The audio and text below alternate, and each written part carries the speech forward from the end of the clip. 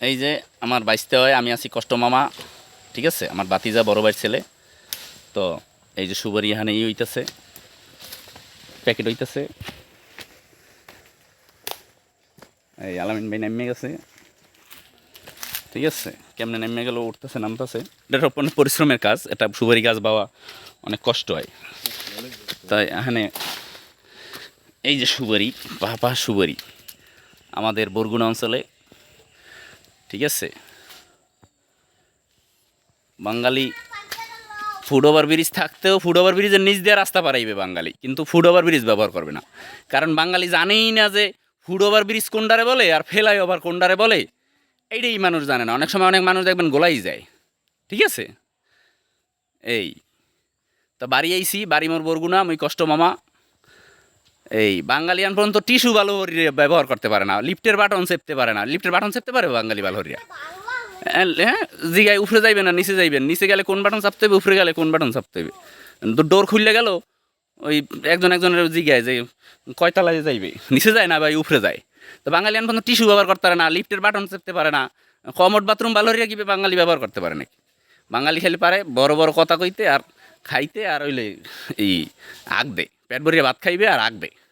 জ্ঞান বুদ্ধি খুবই লো কোয়ালিটি, ফাস্ট না, বাঙালি হলো ফাস্ট না, সময়ের কাজে লাগাইতে পারে না, ঠিক আছে। এখানে সময়ের কাজে লাগাইতে হবে। বাঙালি যদি ভালো হও তো সময়ের কাজে লাগাও, বুঝলেন নাই? ঠিক আছে, ফাস্ট থাকতে হবে, ফাস্ট অ্যাডভান্স। আপনারা কার মেধা কোন দিকে দৌড়ায়, এইগুলা ছোটোবেলা থেকে একটা বাচ্চারে আপনি ম্যাগনেট হইয়া উড়াইতে হইবে। ও ছোটোকাল হইতে চারটে ভাষায় কথা কইতে পারবে, এই জাপানিজ, চাইনিজ, মনে করেন যে বড় ইয়া হরে গিয়ে ভাষা শেখে। আর ছোটোবেলাতেই ওরা ট্রেনিং দাও না, চারটে ভাষায় ট্রেনিং দাও, ঠিক আছে। ওই প্রাইমারি থেকেই ভালো সার নিয়োগ দিয়া সে চারটে ভাষায় কথা কইতে পারবে। ওই জায়গায় ওই রকম থেকে তারা ম্যাগনেট হয়ে ছোটোবেলা থেকে উঠবে, ঠিক আছে। আমরা হইলাম সার্ভিস দিতে পারি না, ঠিক আছে। ভালোভাবে আমরা মেন্টালিটি ভালো জায়গায় কাজে লাগাইতে পারি না। আপনি একটা হসপিটালে ডাক্তার দেখাইতে গেলে, আউটডোরে একটা ডাক্তার দেখাইতে যান, যে একটা লোকের সরকারি হসপিটালে কী প্যারাডা লইতে হয়, হ্যাঁ, কত ঝামেলা। কিন্তু এটি আমরা ভালো বুঝি না আর বোঝার চেষ্টাও করি না। আমরা যদি না বুঝি, বোঝার চেষ্টাও করি না, আছে না যে বুঝি না, তো এটা বোঝার চেষ্টা করি যে কী বলতেছে উনি, বা এটা কী লেখা আছে, বা এটা কী শিখতেছি, ঠিক আছে। এটা ছোটোর কাছ থেকেও আপনার অনেক কিছু শেখার ব্যাপার আছে, ঠিক আছে।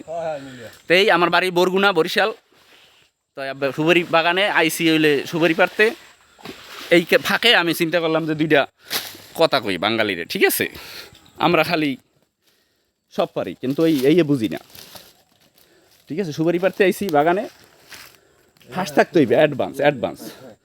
হ্যাঁ, ওই বিদেশিদের কাছ থেকে শিখছি যে অ্যাডভান্স থাকতে হইবে, তোমার ফার্স্ট থাকতে হইবে।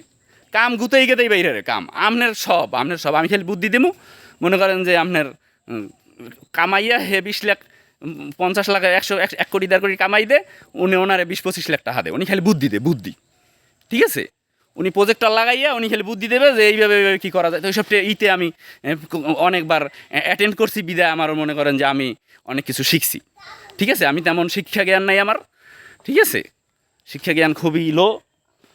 তো আমি ওদের কাছ থেকে চললে আউট নলেজ আমি খুব ভালো রাখছি, ঠিক আছে। একটা বাচ্চা ছোটোবেলা থেকে সে চারটে ভাষায় কথা হইতে পারবে, সে হ্যাঁ এইভাবে ফার্স্ট থাকতে হইবে।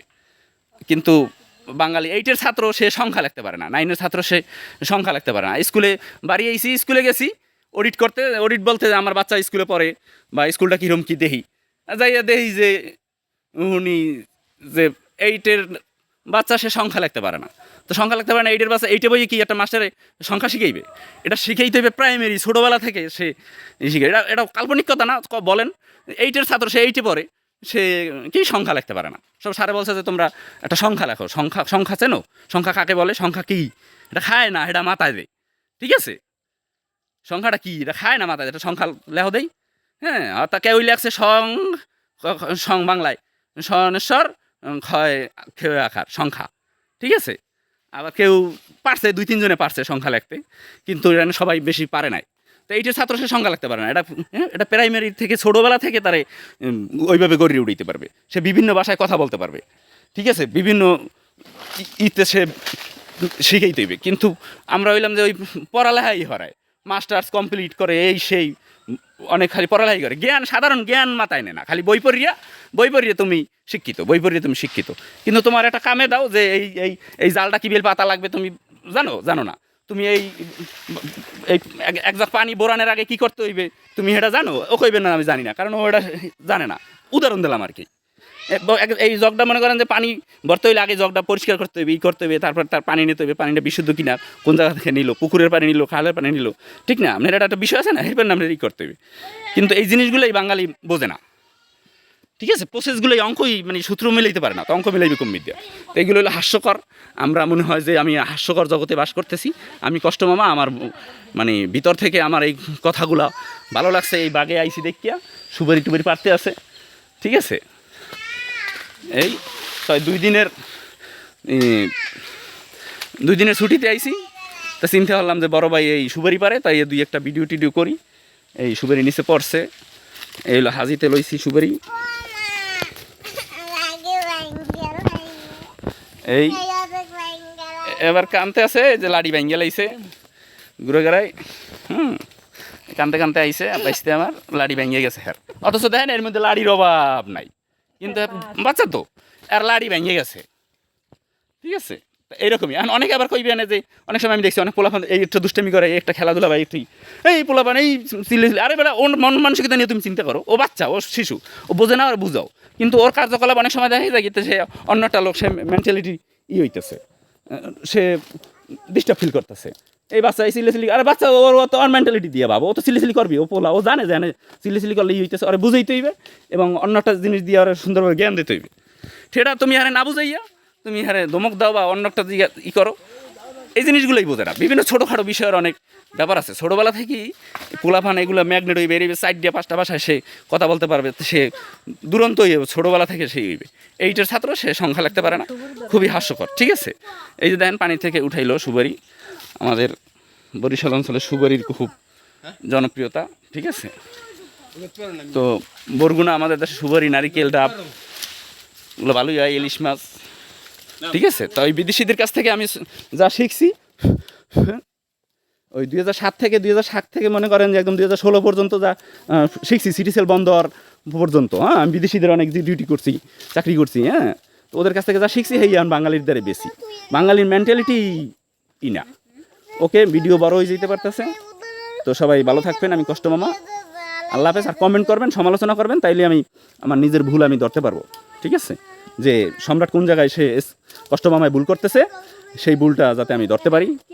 সমালোচনা থেকেই মানুষ শিখতে পারবে, আর কি মানুষ আপনি সমালোচনা করলে আপনি বুঝবেন না যে হ্যাঁ কোন জায়গায় কি। আর একটা জিনিস, আপনি মানুষ অনেক কিছু আমরা কী করি, জানি আর না জানি, একজনের নামে একটা আন্দাজে কথা বলি, যে কোনো বিষয়ে যে কোনো নামে আন্দাজে কোনো কথা বলা ঠিক না, ঠিক আছে? তার সম্বন্ধে আগে জানতে হইবে, বুঝতে হইবে।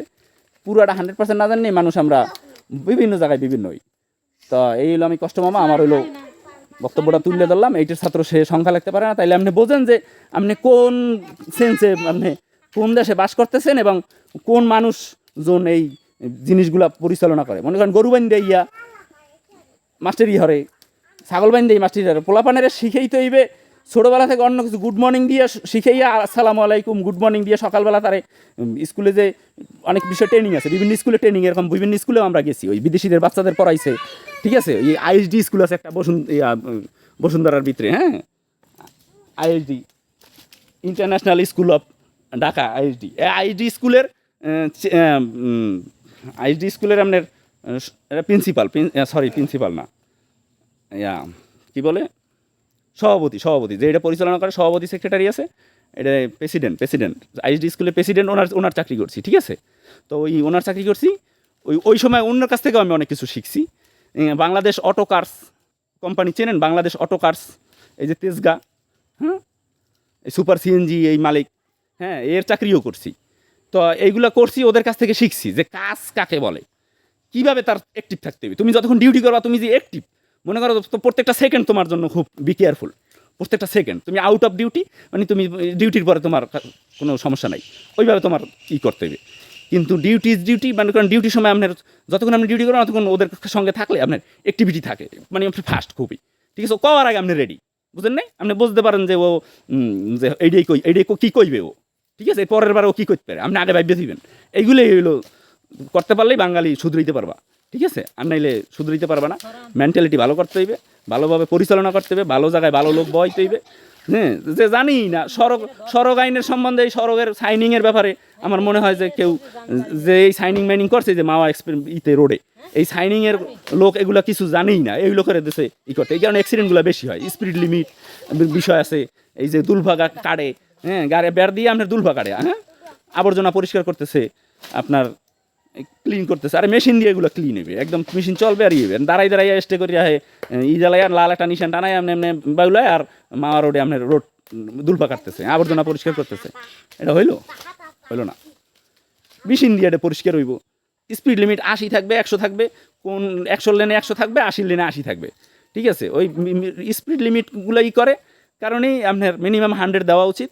স্পিডগুলোর কারণে অ্যাক্সিডেন্টগুলো বেশি হয়, এবং কিছু ধারা আছে বাসগুলা সাইড ভালোভাবে সাইড করে না, ঠিক আছে। ওই দুলপা কাটে রাস্তার ভিতরে, অনেক টার্নিংয়ের ভিতরে মনে করেন অনেক ভুল করে, ঠিক আছে। এগুলো সাইনিংয়ের এগুলো, কারণ ওই লোক জানেই না যে এটা কীভাবে কী পরিচালনা করতে হবে, কারণ হ্যাঁ ওই জায়গায় বয়সে তো অ্যাক্সিডেন্ট তো হবেই। অ্যাক্সিডেন্ট কেন হয় আপনি এটা আগে মাথায় নেন, যে অ্যাক্সিডেন্টটা হয় কেন, কোন জায়গা থেকে সূত্রপাত, এটা এই কোন জিনিসটা করলে অ্যাক্সিডেন্টটা হবে না, কেন হয়, এগুলো উনি জানেই না, ওই জায়গায় যে স্থানে যে আছে উনি বুঝেই না।